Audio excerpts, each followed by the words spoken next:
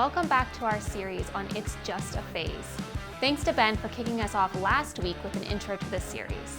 As a reminder, this is a resource from the company Orange, which helps parents and leaders of youth to see that every phase of a child's life is important and meaningful. Ben shared last week that every phase contains 3 specifics that are consistently present in all phases. These are significant relationships, present realities, and distinctive opportunities. Today we're going to look at significant relationships.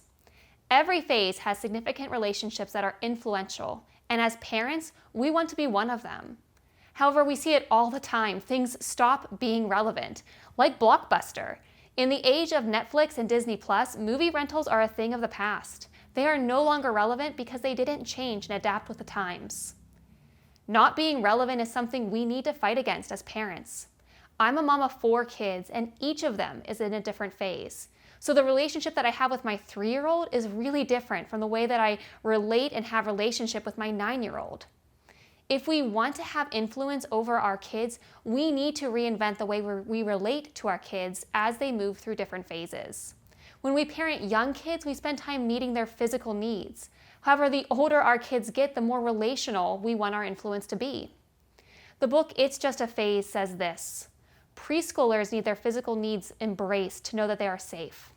Elementary children need to have their interests engaged.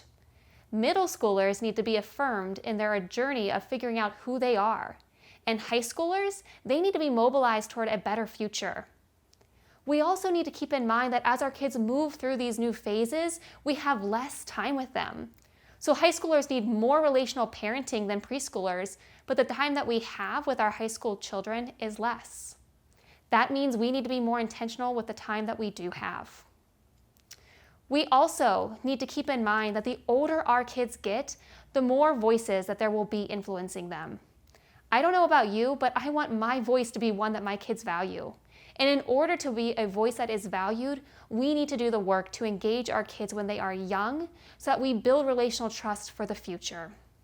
If you're interested in learning more about the phases your kids might be in, check out the comments section for more information about the book, It's Just a Phase.